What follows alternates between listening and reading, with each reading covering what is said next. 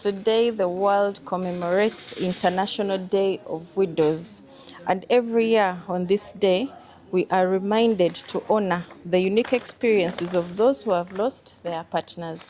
And in our Catholic faith, we value community, we value togetherness. And as such, through our family and marriage ministry, we have a platform that brings together all those who have lost their loved ones, their spouses in particular, to share their experiences, to find community, and to support each other. Here with me, I have the leaders of this community for the widows and widowers at St. Charles Ranga Catholic Parish in Tinda. And we're going to hear from them and see what their experience has been and what we can learn from them. Good afternoon. Good afternoon to you. Thank you so much for making time to speak to us.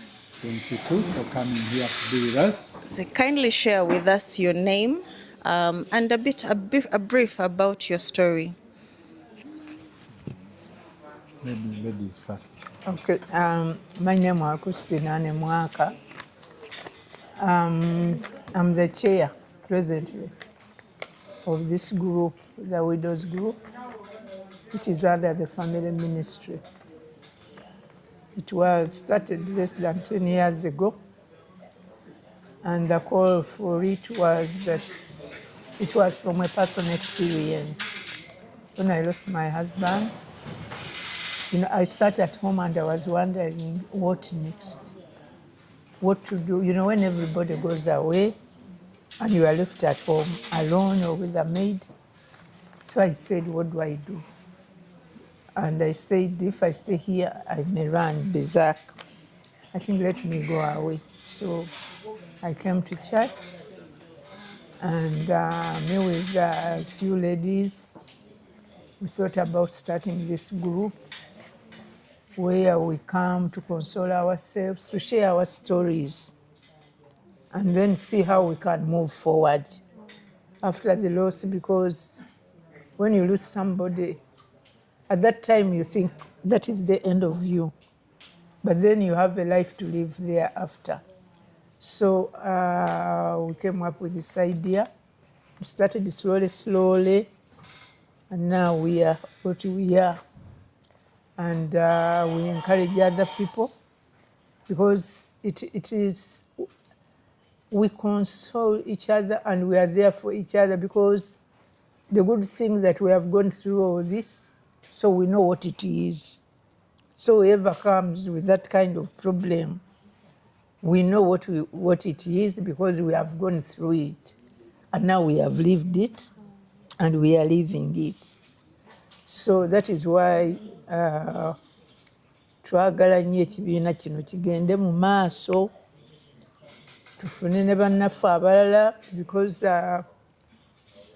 for years we have had people who have come to the group, Father atuweereza abantu, tulinayo n'abato tebasobodde kubeerawo kuba bakola, kuga ne tubeerawo ne tubabudaabuda, we give them comfort and we tell them that's not the end of the story.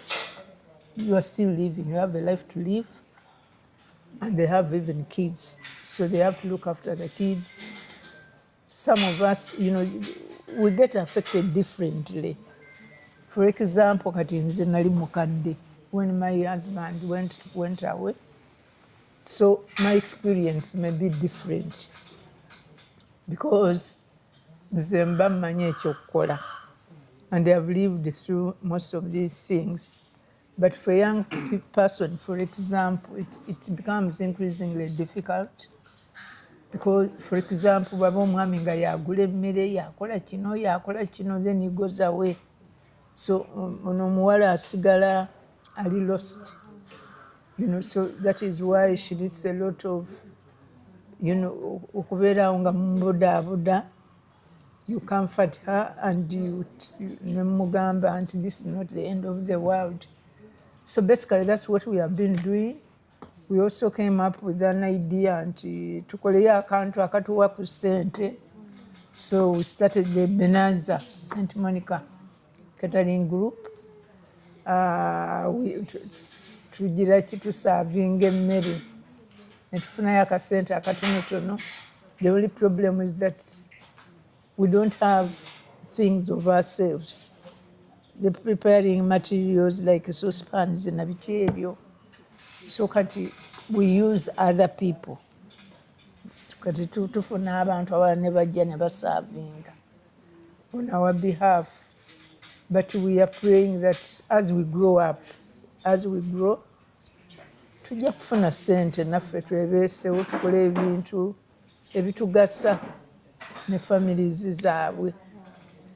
I'm very happy that this day has come because it was started by UN in around 2010, and it is addressing the concerns of the women, of the widows.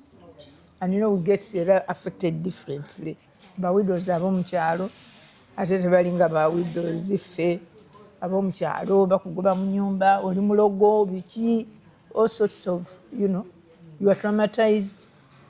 But for us it may be the same story. Naffe batugoba mu mayumba, batugoba ku ttaka, because there is a feeling, and I don't know where it came from, abantu bulijjo okulowooza nti omusajja yakola ebintu, which is not true.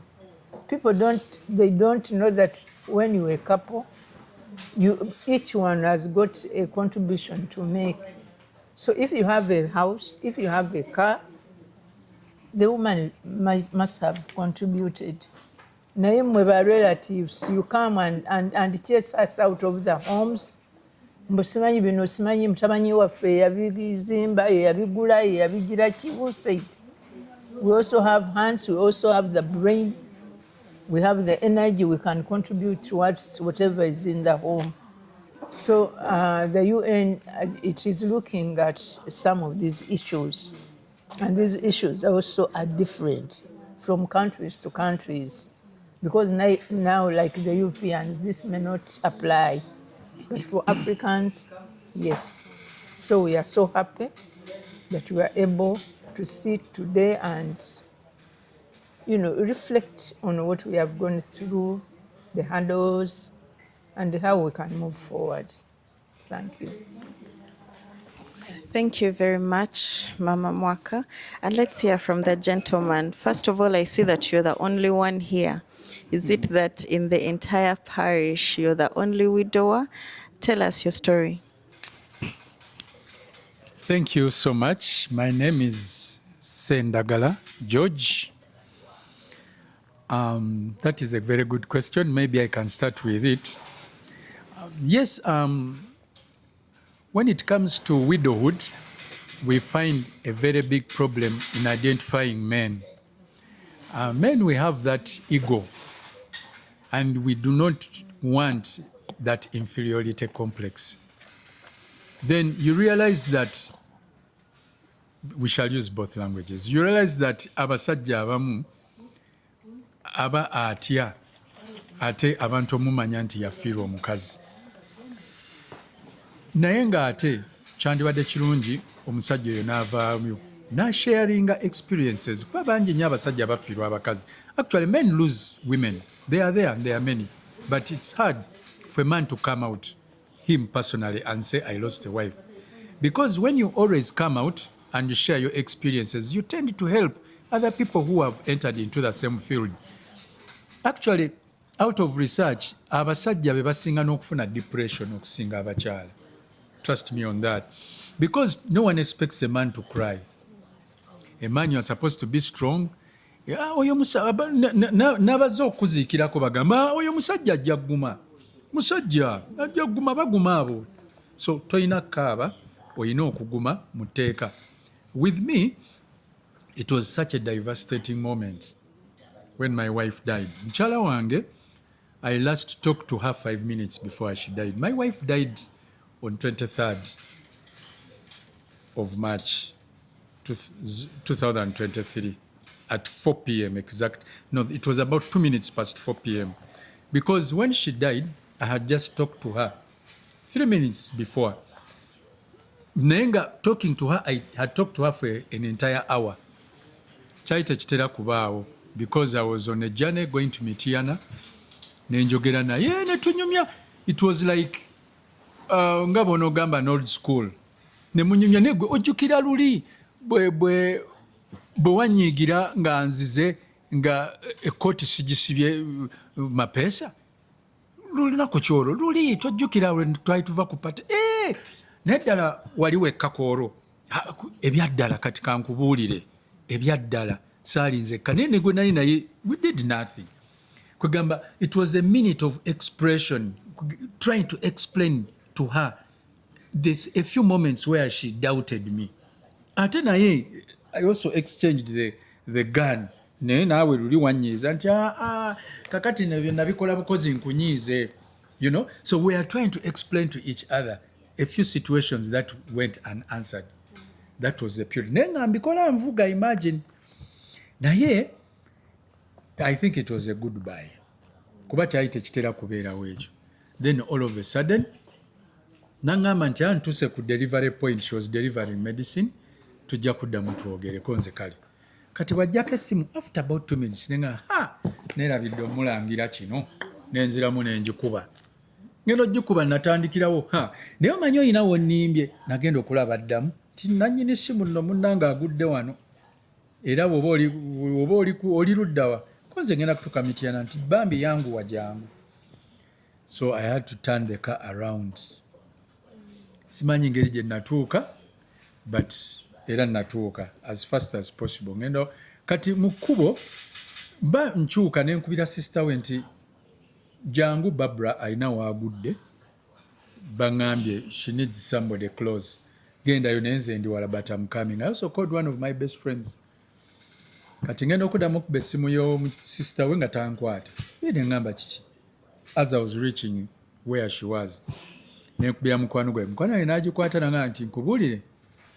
Barbara is dead konze kitya naawe muntu gwe nakwogera naye nti mufu jangu so I reached her and truly she was dead ne these stories are really important kumwe mwenna abatulaba whether you are a widower or widow or whether you are not because sigezaako kubagamba nti nno mujja kubeera kye tuli but there's nothing that can stop you from being like me kuba nange saakyeyagalira so the mere fact that the widowers are in conjunction with the family ministry whoever innovated that I applaud him kuba yakiraba nti no bano abakyala we need to know what they are going through kuba we are also candidates so what disturbs me lwaki abasajja tebavaayo kuba kati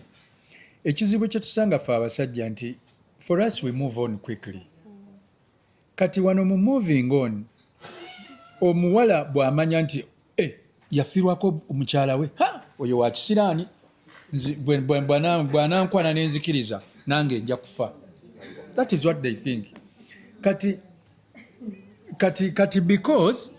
because nti eyo ekintu ekyo ngeri gye bakyogera ennyo so abasajja tufuna inferiority complex tolisanga musajja akubulira nti nafiirwa mukyala we because aba atya ojja muyita wa kisiraani ate ng'oluusi ayagala kwagala tojja mwagala so he will hide that kyova nti abasajja tebavaayo mu public naye nga nze nandibadde nkubiriza nnyo nti abasajja baveeyo mu public nga bwenkoze nze navaayo ate even the nature of the death of my wife nali neetaaga okuvaayo ndabula abawala abo abato bave ku pills those Chinese birth control pills kuba tugenda okukola postmortem ng'omusawo ngamba nti munange mukyalawo yafudde clot naye okusinziira ku kyetulaba clot eno yaleetebwa Chinese birth control pill so that is when I realized that there are certain medications that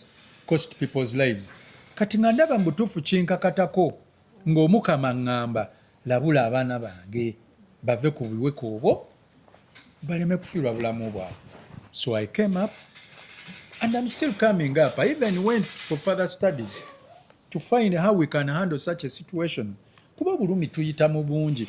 Bane abali eyo nze mbadde nsaba nti nno abakyala abo bonna nga bwe mubalaba n'abaami bonna abaliyo n'abatazze wano nti ekintu kufiirwa omwagalwawo bwe tuba tukiyita nti muggo gwe muggo ogusinga. Nze era nkiddamu era sirikyerabira sirikoma kyogera. My wife, the late, was my best friend. She was the something I had and valued most. So when God took that away, namanya nti Katonda atutte ekyobugagga kyange ekisinga. Muyinza okugamba atono. It doesn't matter. My wife was my number one. So sirina ngeri gye mbeereyo n'ensirika ndaba nga kinkakatako okuvaayo munnange ekisobole okugamba abaami. Catholic Church nno ntinde eno erina organization kwega tuli organized ffe bannamwandu ne bassemwandu tuli organized era twagala tuwe ekifaananyi ensi yonna emanye nti nno ekintu kufiirwa mwagalwa n'ovaayo kirungi nnyo. Ate zino kereziya zituyamba nnyo spiritually, psychosocial, nti bakubudaabuda ne economically. Nga mukyala mwaka bwagambye ekyo ekibiina kye tulina ekifumba emmere nti era tuli mu kugezaako okunoonyereza other contemporary studies ezisobola okutuyamba okufuna kye tujjamu mu mbeera gye tulimu. Ate kikyusa tukifuula ate ekirungi nti namwandu ono tasigalaka neyennyamira. Omwami bw'afa obudde bw'okukungubaga bubaawo naye tebuggwaawo. Era ekyo njagala mukitegeere nammwe abatafiirwangako nti namwandu ne ssemwandu tebalekera okukungubagira bantu baabwe. Just ntino bakimanyiira bumanyiizi nti omwami yafa era abeerayo n'obudde bwe gwe tobumanyi lwabeera mu kisenge yekka n'asirika n'agamba butuufu. Ekyo tekirivaawo kagibe emyaka 10 kagibe 20 you'll always think about your late. Ate ne Mukama naye n'atusuubiza n'atugamba nti munnange nze ngenze bategekerayo munaabeeranga. Yesu ekyo yakitusuubiza mu Bayibuli. So natuba n'essuubi nti ye omwagalwa wange gyali kati yabuukinze we tujja okuba nze kyekingumya ku nsi kuno because I know Barbara is there and she knows my time will come. Era nange mwesunze nti bwendi mutuukako ngenda munyumiza ebibadde bifa ku baana ne development kigyenkoze. Kyovulaba nti nfa nnyo okulaba nti nno ndekawo development. Omwagalwa wange musange ankyenyumirizeemu agambe nti munaye webale nali manyi binaaba bizibu naye wakikoze tubeere mu bulamu Omukama bwe yatusuubiza. That is what we are all waiting for. So tewali kuggwamu maanyi wano era abantu mu abatulaba ffe tetuli banaku twetegekera ffe tuli mu kukola tetuli banakuwavu sorry. Twetegekera bulamu obuddako. Being a widow or a widower is a pilgrimage to heaven. Ekyo nti ne Yesu yagamba nti nga toli namwandu oba nga teweeyisizza nga baana bano obwakabaka bwa Katonda buveeko. Because Jesus knew that being a widow is a holy pilgrimage. It's a sacrifice. Kubonaabona kugamba okw'amaanyi ennyo nti weetraininga okutandika okubeera nako ko tekuvaawo. Mu bumpimpi kyekyo kye nandibadde nkugamba. Can I? Yeah. You can't say what you... Yeah, I wanted to take this opportunity. Sorry. Okwebaza to thank the church etubeereddewo ffe. We are what we are because of the church. It has been there in good and bad times for us, and we are very grateful and very thankful to church. It has made us what we are, and we pray we continue that way. Okay, thank you very much. Sorry, the good. Luno olunaku balukuliza in Lira. I was Googling and I found out that the Church of Uganda, through Mothers Union, bebagize olunaku ne balutwala erira. I was trying to find out whether, I don't know whether government Yeah, Minister of Labour nabo bakibaddemu, but that is what has happened. The Church of Uganda ye celebrating it.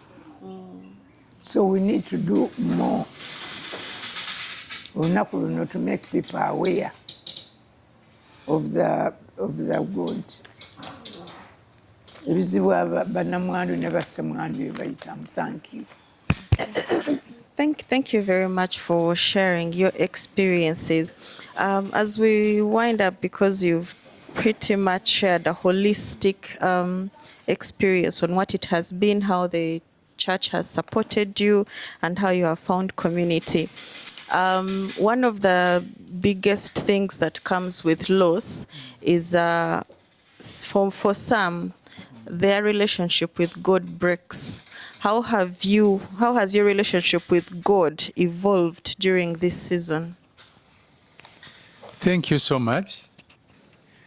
Now I wish to let you know that for me, when I lost, actually, my wife died when I was in Lent season.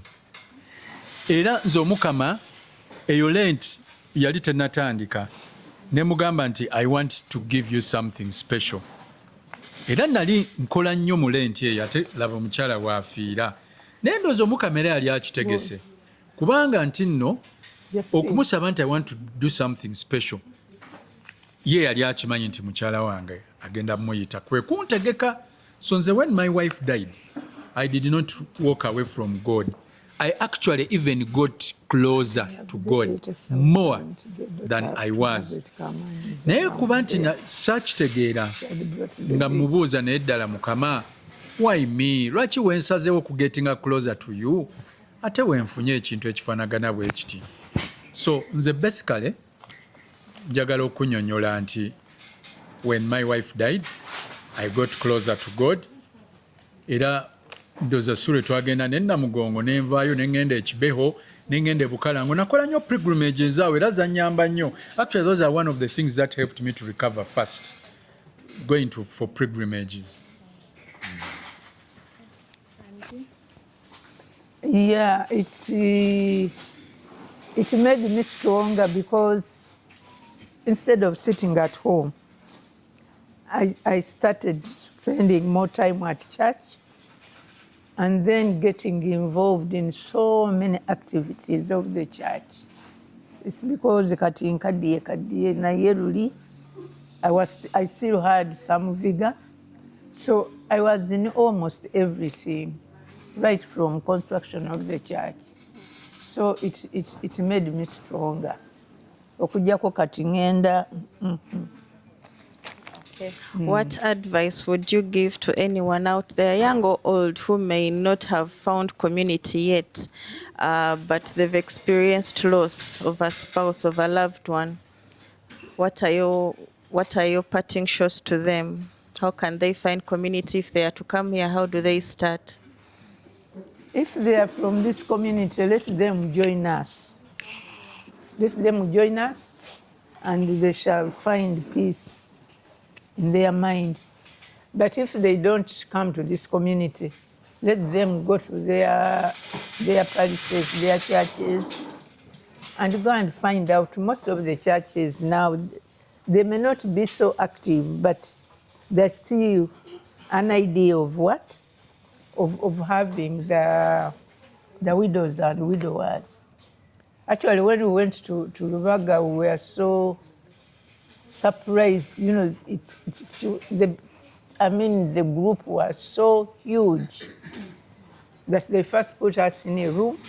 We couldn't fit there. Then they took us outside in front of the cathedral.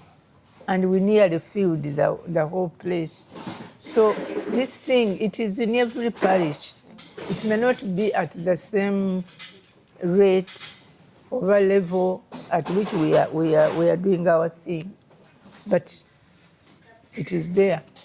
Let them get involved. Let them be very active. But then I thank the group for the support. I'm old, but these girls, I call them girls, they have always supported me. We have moved together with this now son of ours, and we are hoping to move more as we get more and more members. We thank you for this interview. I would advise widows and widowers out there,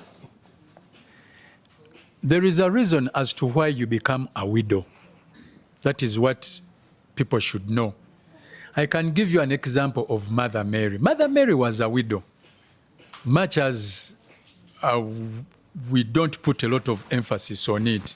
But now my question is, if Mother Mary was not a widow, would she have been our mother?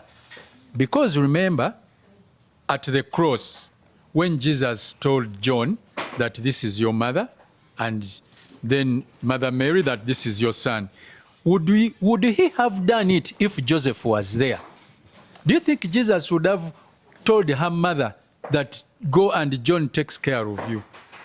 No, I don't think so. So Mother Mary being a widow was an inspiration for us to be saved, and for her to become the mother of the church, and for her to be our mother.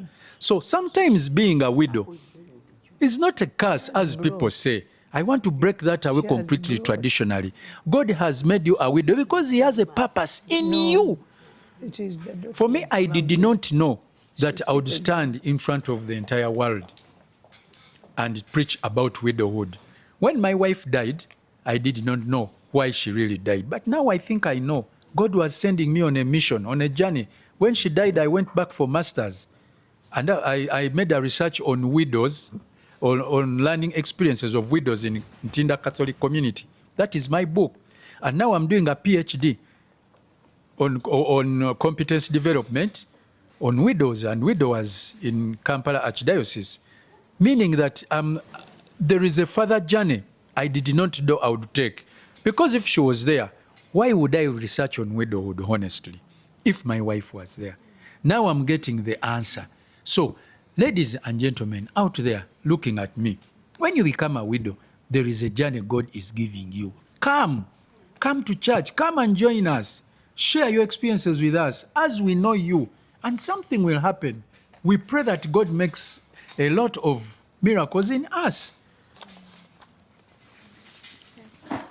Thank you both for your time, for sharing your experiences, and for loving the parish community and being a great support and anchor for those who are widows and widowers. Thank you very much for joining us at St. Charles Ranga Catholic Parish channel, and we'll see you soon. Thank you. Thank you so much. Thank you.